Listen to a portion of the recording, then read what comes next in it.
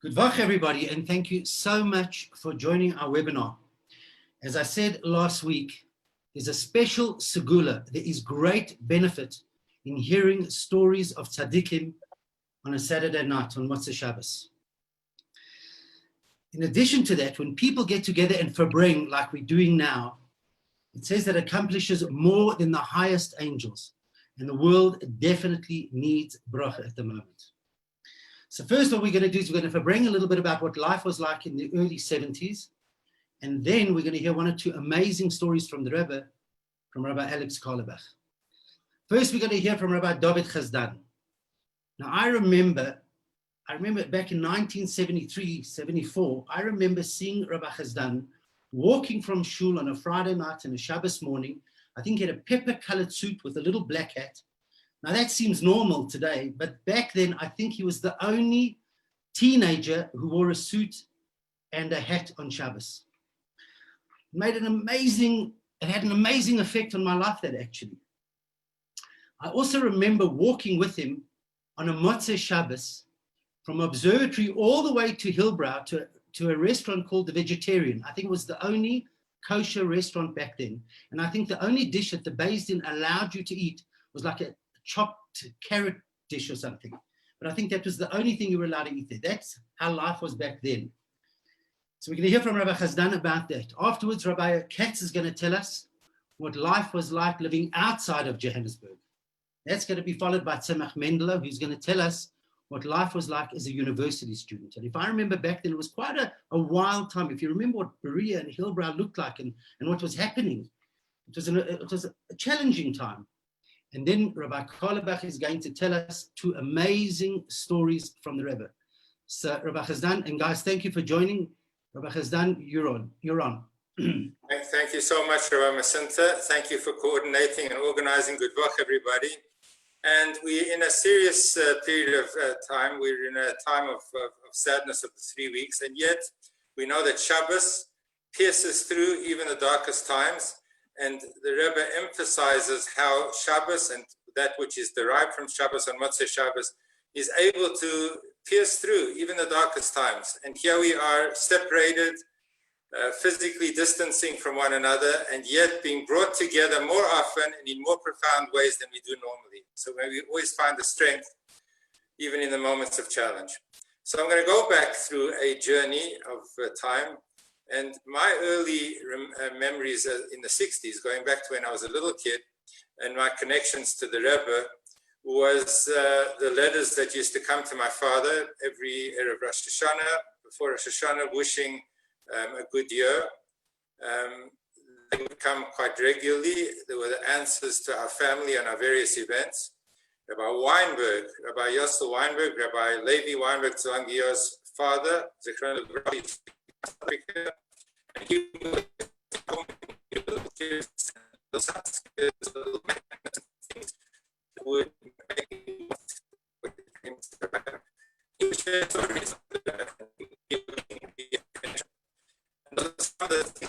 in the 60s.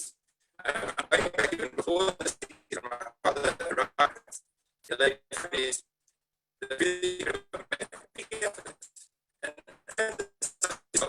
he communicated with Chief Rabbi, he communicated with at the time by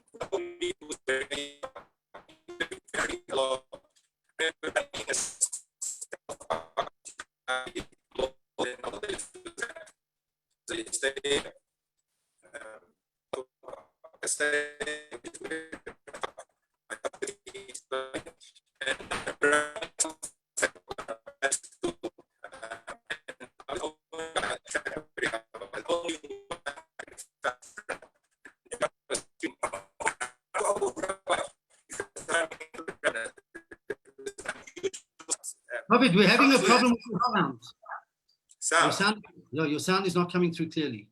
Is the other machinery on? I'm not sure.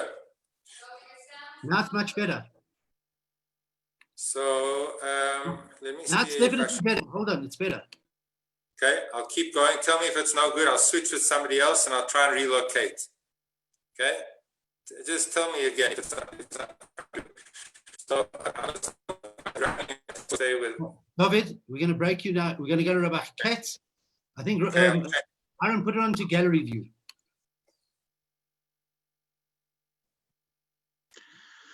Okay, I hope you can hear me. Sound coming through. Okay, good work to everybody. I grew up in Pretoria, as many may know. Growing up in Pretoria in the 60s and 70s was a fascinating experience, actually, because while it was a great place to grow up, what we had there from a Yiddishkeit point of view was rather schwach. We didn't have much at all. But thinking about it over the weekend, the fact of the matter is that in the 60s, believe it or not, there were 2 shochtim in Pretoria. Not one, but 2 shochtim, 2 sheichets. In a town like Pretoria, where we had 4,500 Jews probably at the maximum, had 2 shochtim, we had a kosher butchery. And yet, all my life, until the time that I was actually 17 years old, I had never actually eaten in a home other than my parents' home in Pretoria or in Johannesburg. In fact, at the age of 17, I met up with a group of guys, including Rabbi Masinta, and we were taken out for dinner one night in a restaurant in Johannesburg by Koppelbacher. And it was the first time that I can remember eating in a restaurant in my life in South Africa.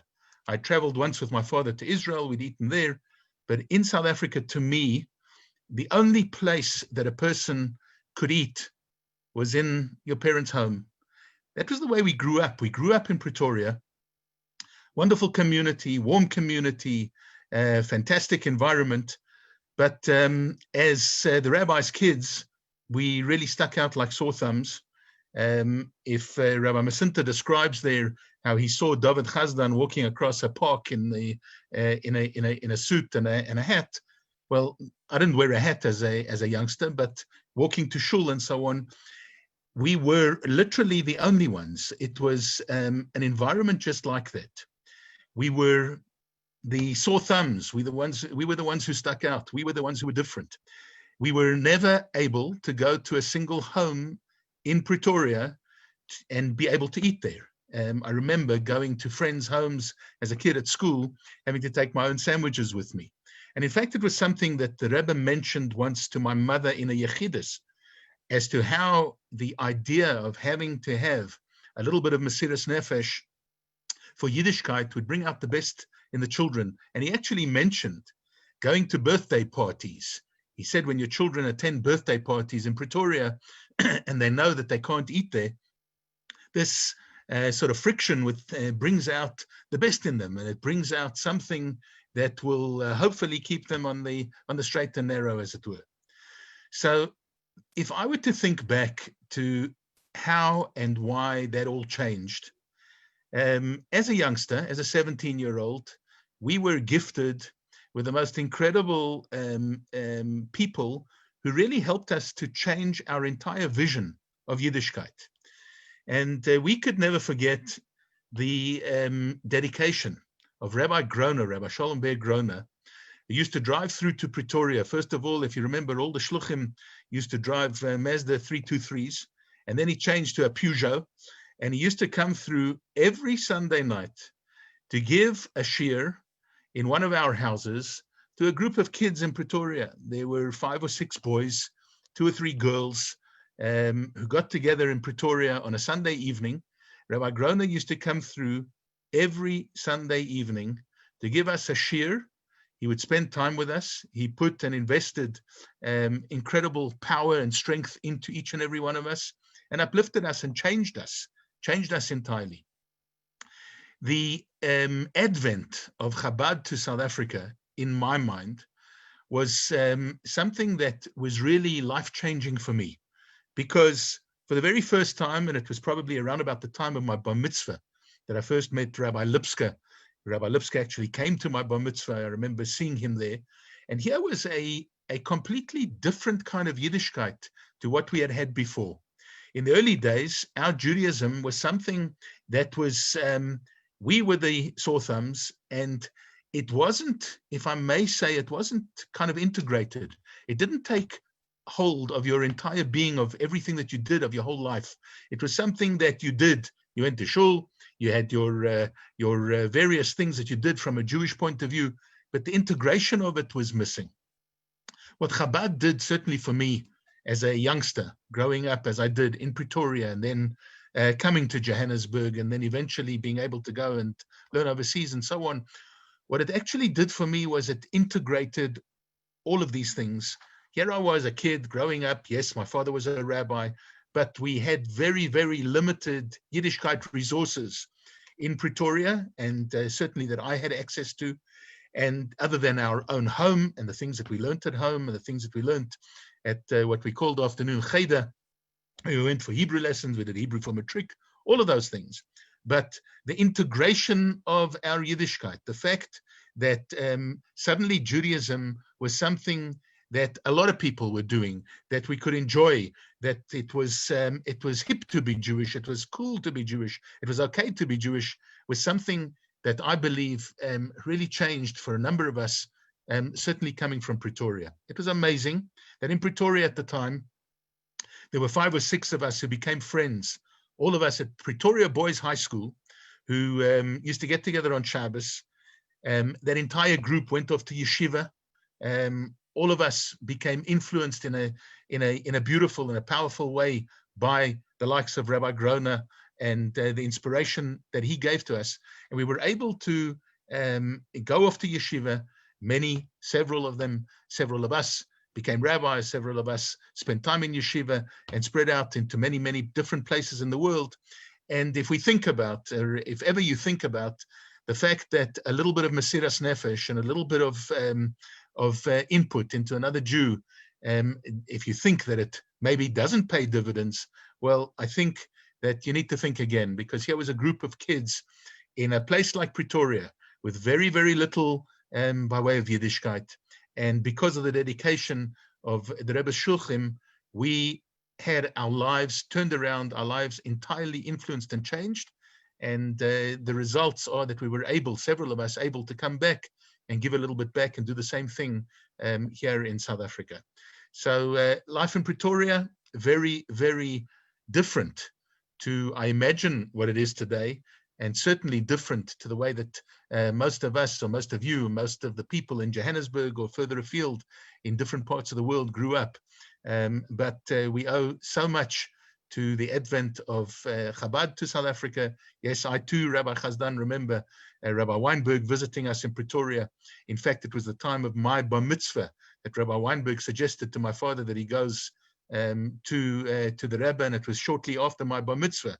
I still can't work out why I wasn't included in the trip, but Rabbi Weinberg took my father to the Rebbe for the first time, and that entirely transformed his life, and it entirely transformed, I think, the influence that he had on a place like Pretoria. And who knows the influence that that had on a town like Pretoria to become a place where there is a love for Chabad, and there's a love for the Rebbe, and many Rabbonim have been ordained in a yeshiva in Pretoria.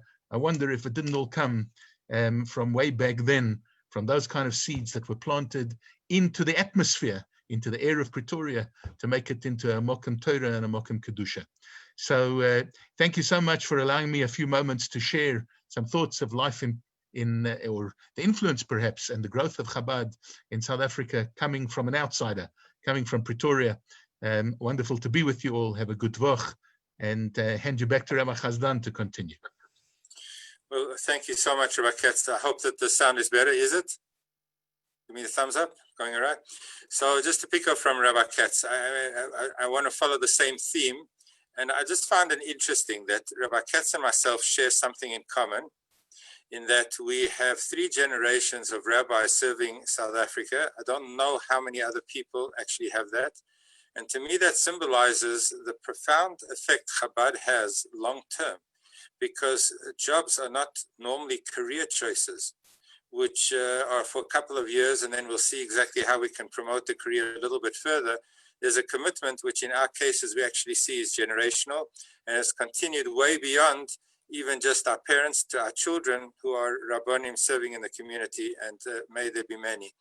So I started talking about the early 60s and how different the world was then, and how unique it was to be frum and keeping Shabbos and keeping kosher at the time, to be walking in the street noticed and being seen as a Jew was something that was quite unusual. And just a few stories in that direction. I remember as a teenager going on Mitzvahim, going to try and bring Yiddishkeit, Judaism, or whatever mitzvah it was, to the streets and to the homes in the area of Yeovil, which at the time was the northern suburbs Jewish community.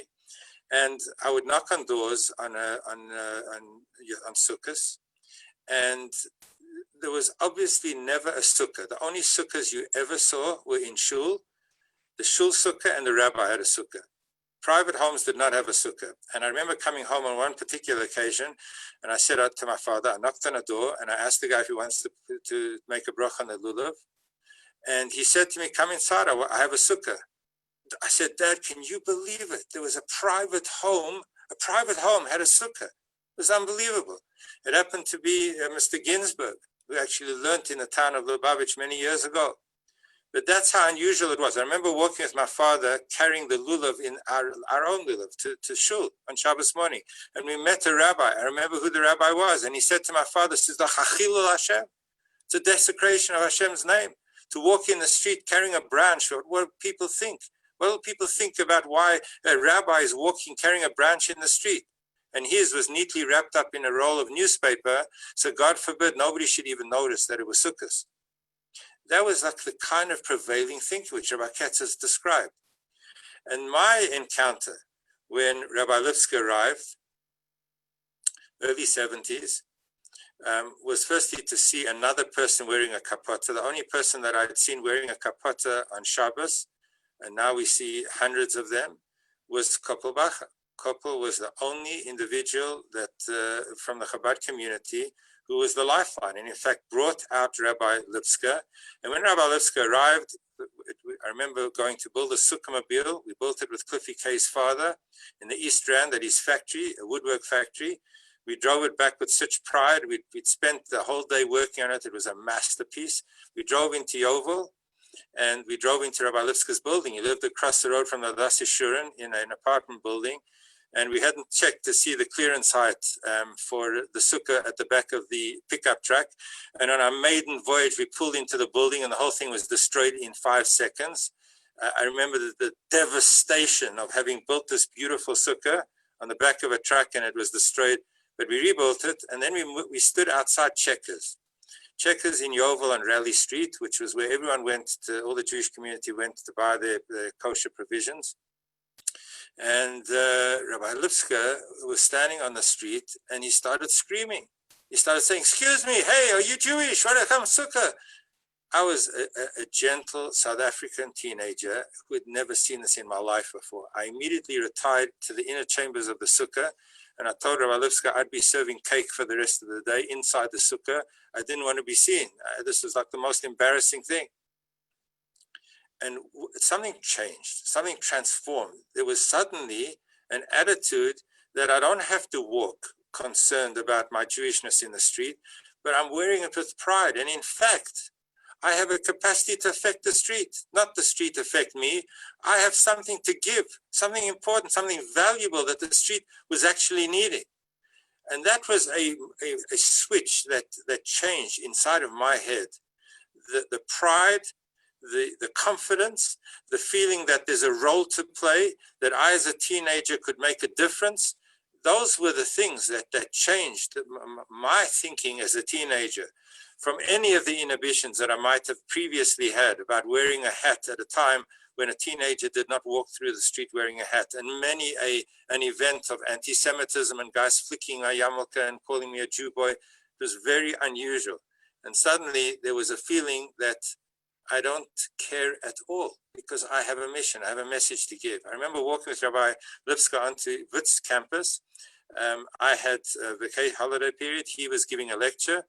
And this was my most exciting moment, that I was going to go into university campus and see where people live without having to conform to uniforms and school uniforms, gray pants, white shirts. Everyone was able to be their own self. And I walked onto campus and everyone was wearing light blue faded jeans and white t-shirts. I remember there was a new uniform that I'd never ever seen before. But again, I saw Rabbi Lipska move in with an energy that was the Pied Piper, bringing people close. There was a message, there was an excitement, an enthusiasm. And that was a pride for Chabad that was changing people individually and changing lives around us in a dramatic way. And I'm going to share maybe one story. There's so many that I can tell. One story in Hasidim Shul on Harry Road. There were a lot of people that came from Hasidic backgrounds in this mainly Lithuanian community of South Africa. But in Lithuania, there was a town called Rakashik where my mother's family came from. And they were all Hasidim.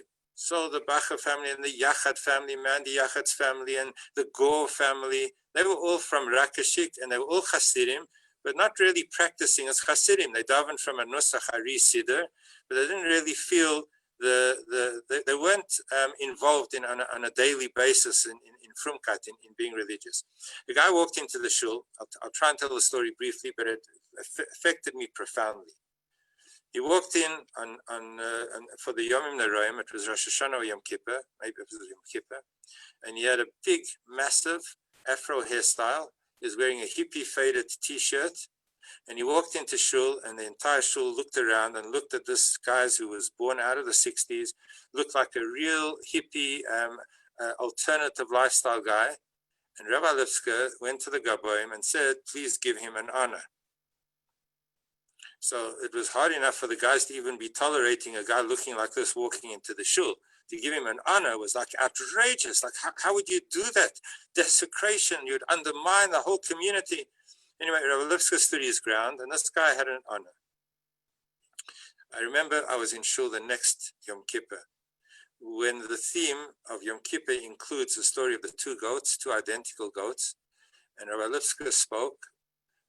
It was a sermon that once when it was a bullseye and it hits you right in the neshama, in the soul, and it changed so much about the way I was going to think for the years to come.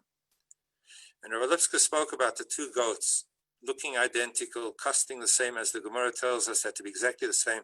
And yet one was going to Azazel, being sent out into the desert, and the other was going to be a korban. And Rabbi Lipska said these two identical goats had only one difference about them. And that was which way were they going. And then he turned to the community. He said, last year, guys walked into shul. He looked like a hippie. Everyone thought, tat, doesn't belong in shul. Today he's in yeshiva and he's studying and he's learning and he's involved and he's committed. And we're sitting in the same seats, in the same suits, in the same place. And everything is just as perfect as it was yesterday, or is it? Because we've got to assess ourselves not by where we're standing, not what we look like in the mirror, but where we're heading, which way we're going. And that was like a completely different approach to the way people were stayed and stuck and carrying on in a very conventional, regular way. And there was something revolutionary about Chabad arriving. And I have to acknowledge that B'nai Akiva had done a huge amount in the 60s and beyond. And the Kollel had arrived and was doing tremendous work in offering shiurim. But a revolution of bringing a whole succession of Rabbonim into the country with a commitment to build South Africa, with a commitment to the future of South Africa, with a commitment to realizing that this is generational. We are here, and Im Yetz Hashem till Mashiach, and may that be a moment sooner. That was the excitement and the enthusiasm that touched my life and inspired me to want to come back and to want my family to come back and my children to come back to continue building this beautiful South African community. May it go from strength to strength. Thank you. Thank you, Rabbi Masinta.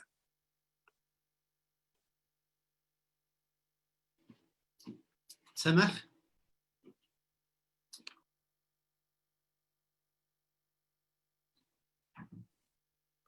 Yeah, well, I'm going to start with my story in 1972. 1972 was an interesting year. It was the year that Rabbi Lipska came to South Africa. And I was a student at Wits. And in May that month, I'd already started becoming interested in Yiddishkeit. And I used to start going to shiurim on campus. And there were brilliant shiurim being given. One of them was Rabbi Lipska. One of them was Rabbi Shakowitsky, who headed up the kollel. One of them was Rabbi Hassan, a very interesting man who's from Gibraltar, a tremendously charismatic, interesting personality. One was Rabbi Sanders. Great quality rabbanim, great quality shiurim. I'd spent a year in Israel before, and I wasn't thinking of becoming frum, but I was interested in this. And I'll tell you a very wonderful story. We were students, we were protesting. I can't even remember what we were protesting about. It was hectic. I mean, apartheid was bloody terrible, and South Africa was a police state. And I had the sort of adventure, a whole lot of us, we all got arrested. And they wanted to make a trial case of us. And I remember there were about 60 of us that got arrested. And we all were put into these police vans. They baton charged us. Some of us got beaten up. It was quite an interesting experience. And we were herded into John Foster Square. And they were booking us in. And I was there with my long hair. I was very into yoga at that time and meditation. And the cop says to the guy in front of me, "Right, what is your name? What is your religion?" So he says, "Well, I adopt a universalistic approach. I don't confine myself to the particularities of any religion." So the cop wrote down Jewish. And of course he was right. So that was the guy in front of me. So I'd already, I said Jewish, and I didn't have this sort of a problem. So anyway, this was it. And that's how it was. There was a handful of guys who wore yarmulkes on campus, but there was an interest. And there was a fellow in my class, in my Hebrew, I did Hebrew at university for a couple of years, Manny Khan, Oliver Shalom. He was a wonderful personality, and Manny said, "You've got to come to spend a Shabbos at the kollel." And I did. And there was a very amazing personality, a man called Ivan Ziskind. He invited me for Shabbos. And the following and then there was a friend of mine, Julian Madali. We had these discussions. Julian told me that there was I was talking about these great gurus. And Julian told me there's someone who's just as great who's called the Lubavitcher Rebbe. And he said, "I must check him out." And strangely enough, I wasn't too interested in it. And there was a man called Shlomo. These guys used to go to a shul by a man called Shlomo. They talked about this guy, Shlomo. And they loved Shlomo, and they kept nagging me to go, and I wasn't really that interested. But what happened one day, I was taking a bus, and an old nursery school friend of mine, a guy who cropped into my life at various stages, a hippie guy called John Nathan. And John Nathan, of course, is the very guy that Rabbi Chastan is talking about, who shocked the Hasidic shul at the time when he brought it. And John said, "Listen, come and spend a Shabbos with me at Shlomo." So I said, "Fine, I'll come and spend a Shabbos with you at Shlomo." So we went to, I don't know, it was a change room of the automobile club, which had been demolished because they were building the M1 highway. And they had the change room left, and he made out of this a little shtibel. And this Shlomo it's Rabbi Kirsch. And this Shlomo was a very, very mystical character. And we were all very intrigued about him, and he hosted us. He had, his wife was pregnant, he had a few kids, interesting kids as well. And somehow he appealed to us. And in the morning, on the Shabbos morning, there wasn't a minyan, so we walked up to Yovel. And there was Rabbi Lipska, and there was Rabbi Bacher. And from then onwards, we just got these invitations to this little flat. I remember going there, and these rabbis, these Rebbitzins, they were very frumpish in their looks. And I presumed I was going to go to another Shabbos at Rabbi Lipska, who they told me was who I had met. And this stunningly good-looking woman, young woman, who looked as bad as, opens the door, and I said, is this? She says, yes. I said, are you Mrs. Lipska? She said, no, you call me Mashi. And he said, I must call him Mendo. And they used to have these Shabboses where people would crowd in. And what my father said to me, he gave me a lift there sometimes. He said, I don't understand it. How can these people host you? Where does this money come from? It is to kind of feed a whole lot of kids. I'm sure, so he was very surprised. I assumed it was this big Lubavitch organization. What I now know is that's the life of a shaliach. These people come, they live off a smell of an oil rag during the week. They share whatever they've got. And that kind of generosity I have never seen in my life. And my folks were blown away. I remember my mom saying, and then Rabbi Lipska was very much what you could call, there's a business word that they use today called a disruptor. And I heard from my uncle Isaac, who spoke to those said that this Rabbi Lipska is a dangerous man. And so he came along and he said, I must go to yeshiva. Varsities are nowhere place, go to yeshiva. I was in my final year I'm going into my final year of a BA, and my folks were absolutely appalled, and they said, how can you do this? And my mother said, you know what, Charles, you're going through all your phases, and this is another phase, and it's not going to last, and you're throwing away your opportunities. And my friend John Nathan had a similar discussion with his folks. And so Rabbi Lipska said, look, what I'll do is I don't want to fall foul of your parents. I'll write into the Rebbe and we'll get an answer. And within a week, there was an answer. And the answer to John Nathan was he should go to yeshiva. And Tzemach, the Bachur Tzemach, that's me, should finish university and then go the following year with the blessing of his parents. The same settle, the same letter from the Rebbe to both. So here we are. And then one of the other things is I was very, very into this meditation thing. And I wrote, and the Rebbe and Rabbi Lipska said, they were telling me, Rabbi Lipska didn't, interestingly enough, he was very, very broad-minded. But he said, but at the kollel, they were telling me that this is avodah zorah, idol worship. So I wrote, Rabbi Lipska said, write into the Rebbe. So I wrote a letter to the Rebbe. And the Rebbe replied. And the letter came, interestingly enough, and the Rebbe said like this, whatever it is, wherever there's a doubt, give it a wide berth. But for you, what you should be doing is prayer.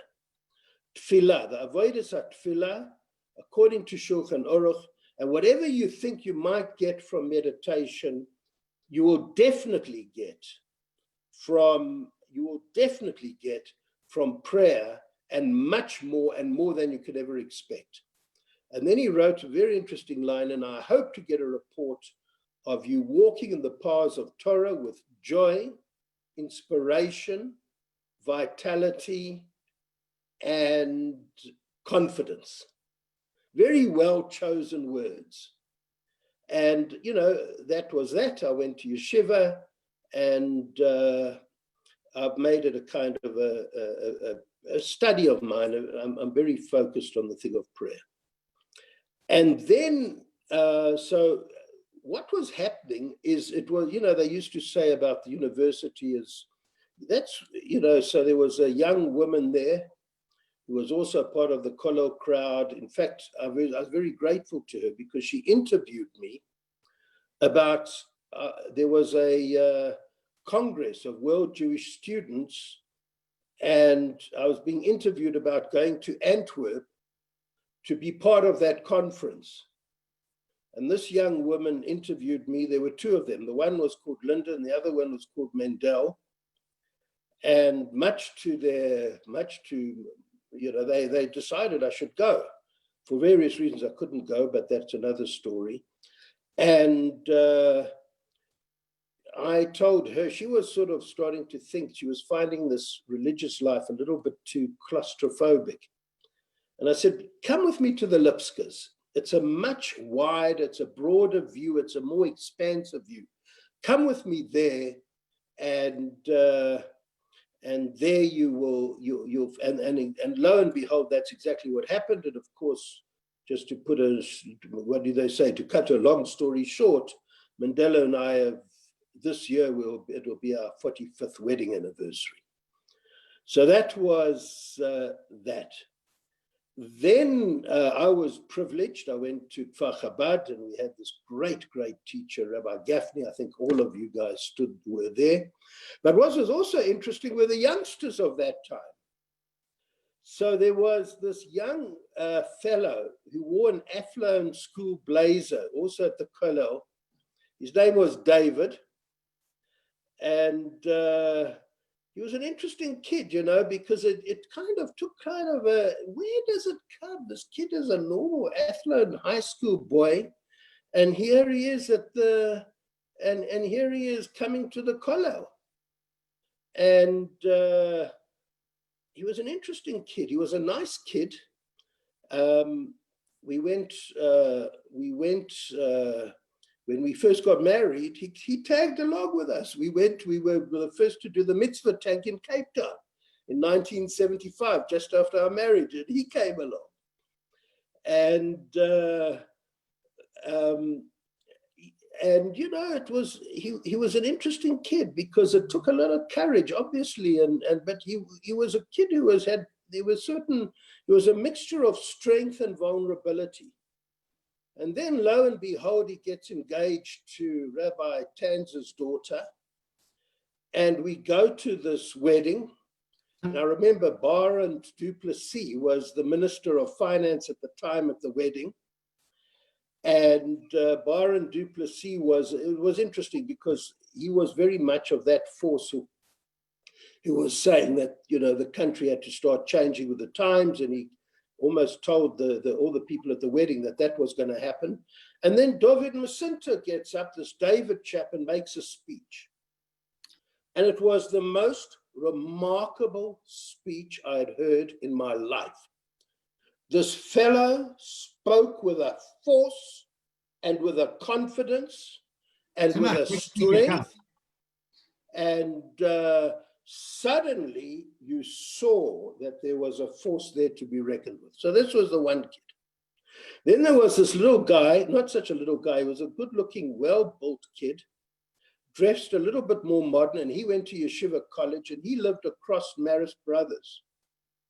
And I think he used to go to Yeshiva College and used to go there by bike every day. And his name was David Chazdan.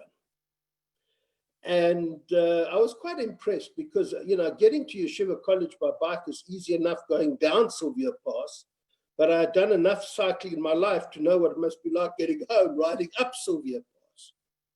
So obviously I knew there was a certain amount of strength there. And anyway, he intrigued me. He was, and met his family, and he had a very interesting family. I used to spend the Shabbos a lot with the Adas Yeshurin community, and Rabbi and Heine, the late Heine Emmanuel, once told me that he knew a man who's a rabbi who had a photographic memory. And I said, what's his name? He said, Rabbi Chazdan. And apparently, and if anybody knew the right Rabbi Chazdan, who was at the Hasidic Shul, he was a very understated, refined, classy man. And his wife was a cousin of my mother-in-law, and she was a very thoroughly decent, smart, balanced, wise human being. It was a very interesting couple. And it was a great way of getting an insight, because one of the things that absolutely attracted me to the Yiddishkeit is getting these invitations and seeing these families and seeing the people in those families.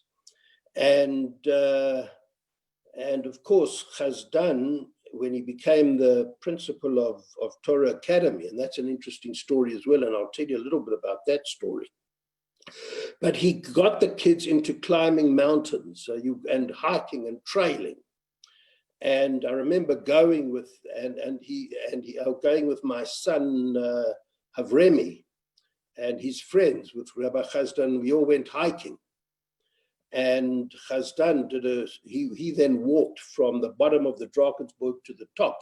We went a shortcut where we went halfway up to the chain ladder and drove up. And that was more of an ordeal. So a strong, fit man. And he brought that into the culture of the school. And then, of course, there was these Pretoria boys. And they were a mixed bunch. And I had a very big admiration for young Michael Katz. Because here he was at Pretoria boys. He was a very regular guy. These were very regular guys, but neshamas they had, each of them became a very striking individual with, and here was a guy who's a Pretoria boys high, and yet totally visibly Jewish, and yet not very often. There was a kind of a bookish sort of almost stooped kind of pallid look that one sort of associated. And this was very unusual because this kid was as robust and as, seriously good-looking kid.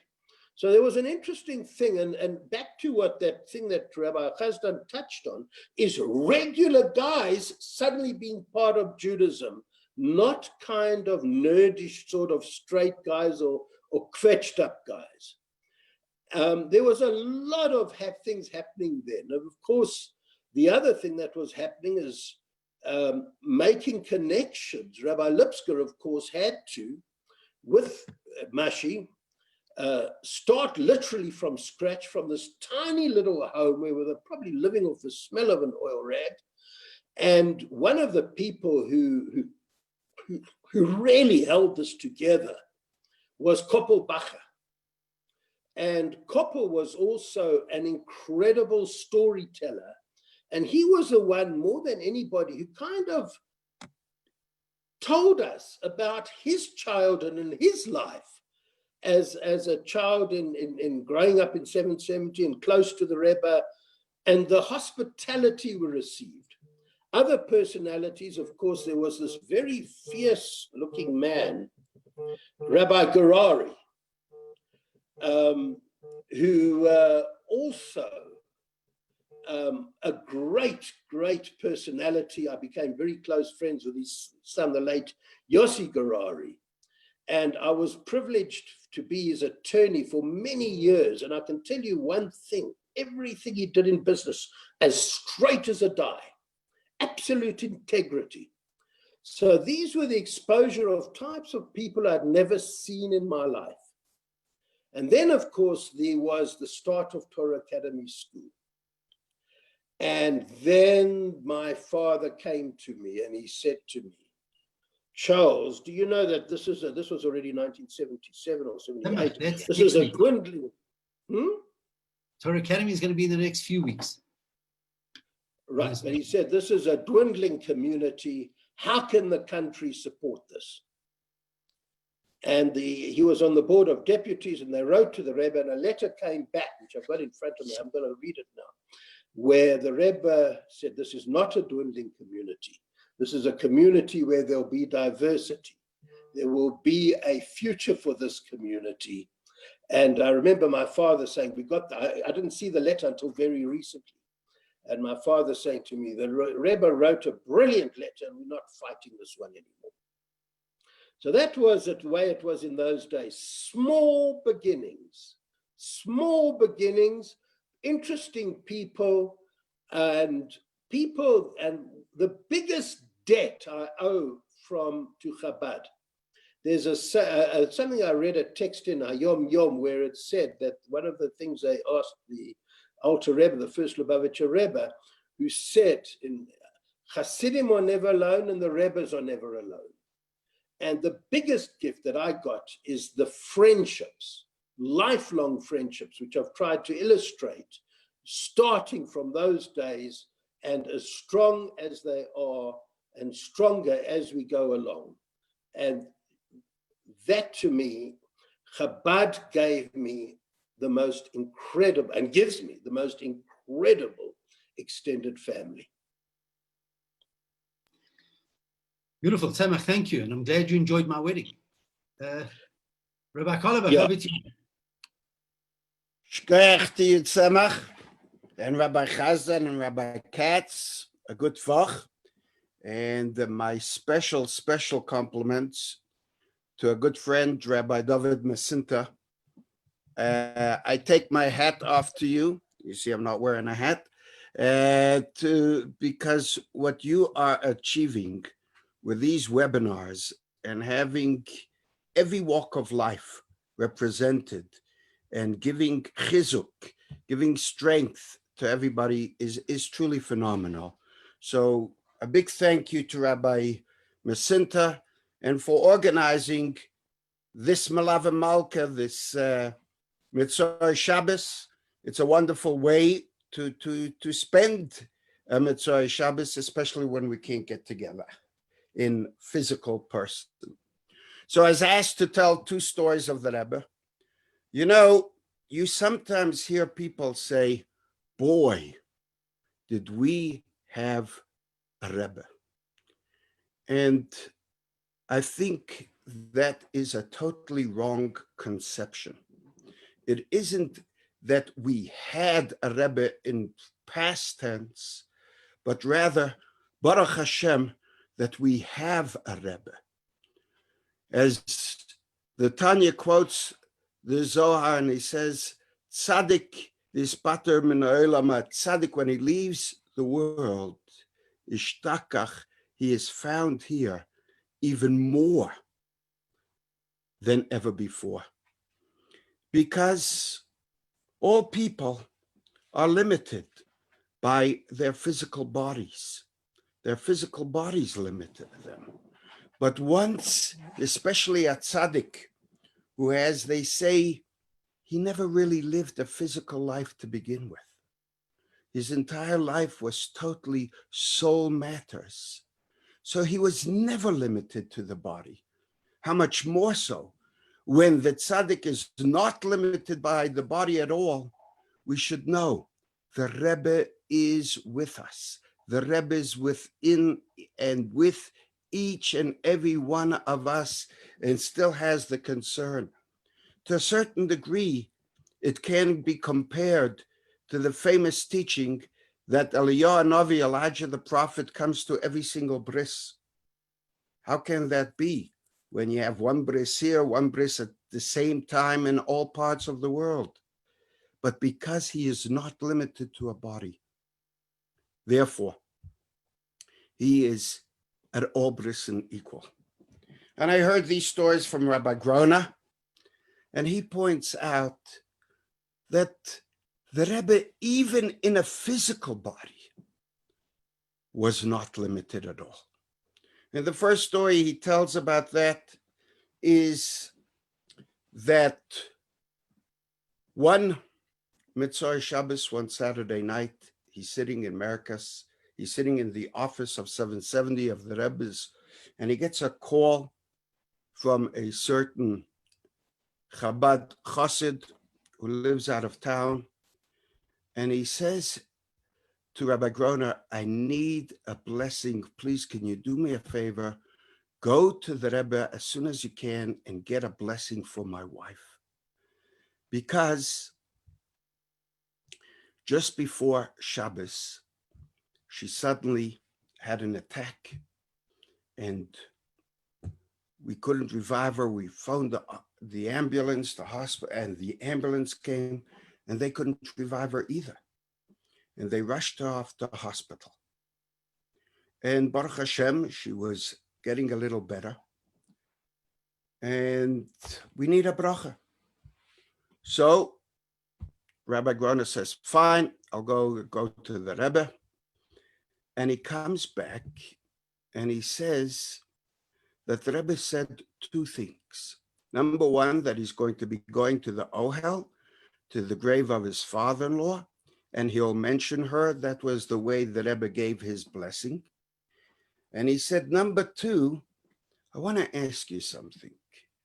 Find out whether there was an improvement in her health at between 5 and 5:30 this morning.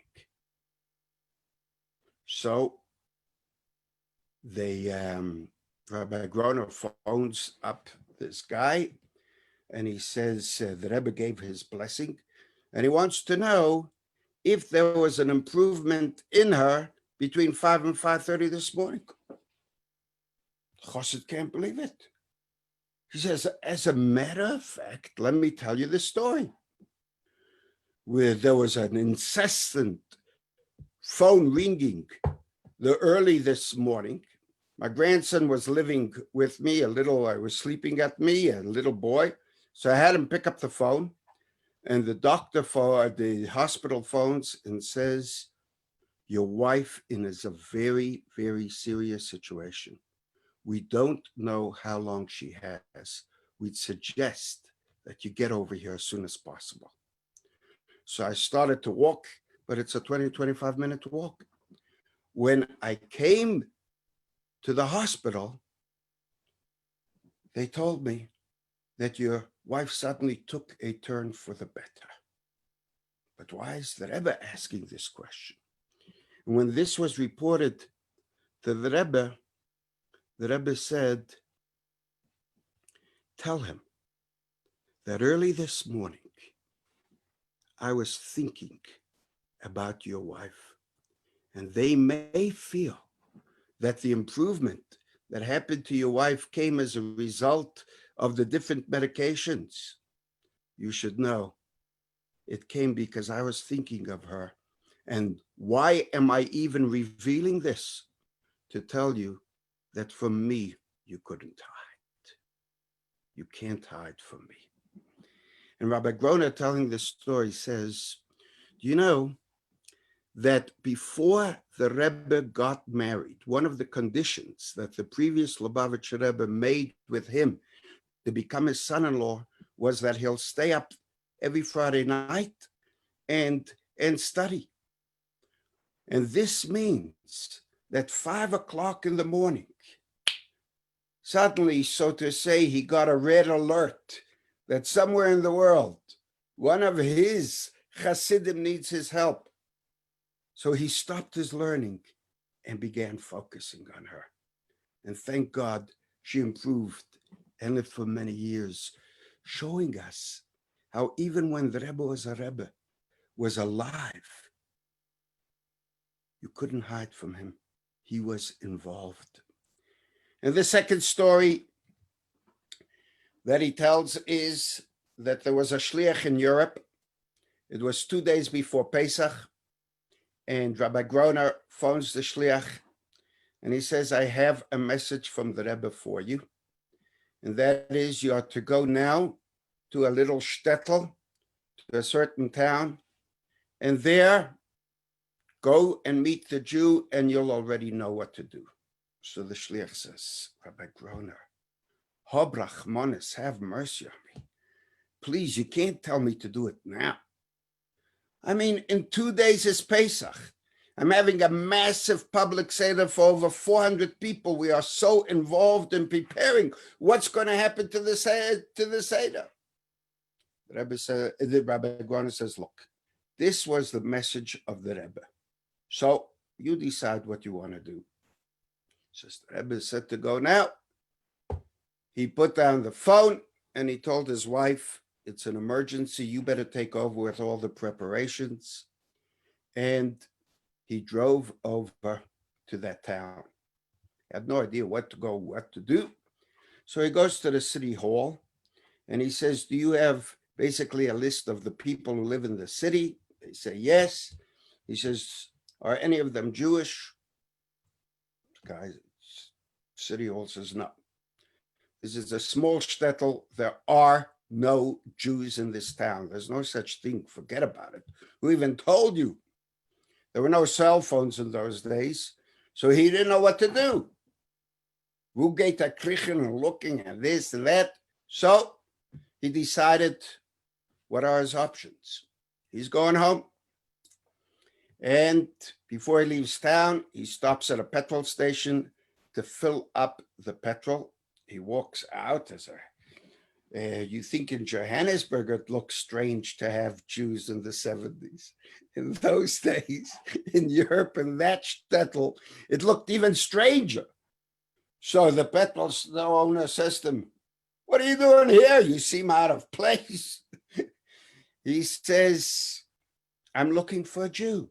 He says, in this town, a Jew bist in ganzen verrückt, are you off your rocker completely? There are no Jews in this town. He says, are you sure? He says, actually, if I'm not mistaken, there might be one Jew. He's about a half hour from here. He runs a butcher shop. And he gave him the directions and how to get there. Now, to me, one of the most amazing parts of this story is that the shliach knew how to follow that directions. I mean, it's a half-hour trip and going right, left, and all, and he knew how to do it. Can you believe it? So within a half hour later, this was 5:15 in the evening, and 5:45, he walks into the butcher shop. And as he gets into the shop, the owner takes one look and faints on the spot. He's out.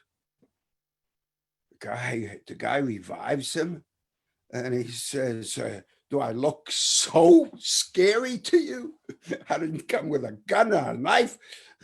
Was Hallister, what are you fainting for? He says, I can't believe it. What are you doing here? So he says, what can't you believe? He says, let me tell you my story. He says, I'm in this shop in this town, the only Jew. I have a wife and 2 teenage daughters. We're the only Jews. We really know very few people. But there's the Galach, the priest, that keeps coming, befriending us. And he says to us that the Jews have abandoned you. They don't care about you. You haven't seen Jews. What do you want to be so strange for? Become a part of us. And this way, you'll be more accepted. You'll be one of us, and everything will be great for you.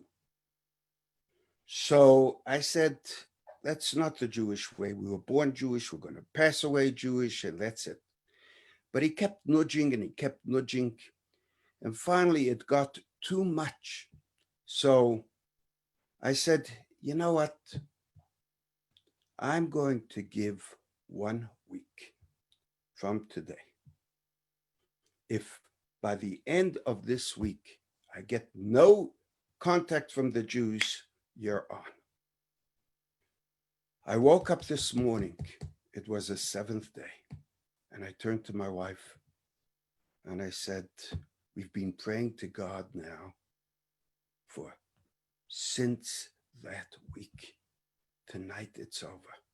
If by the time I close my shop at 6, we don't hear anything, then I don't know if there is a God, because he certainly doesn't listen to our prayers. And we'll go to the priest and do what has to be done. Can you imagine my total shock and surprise?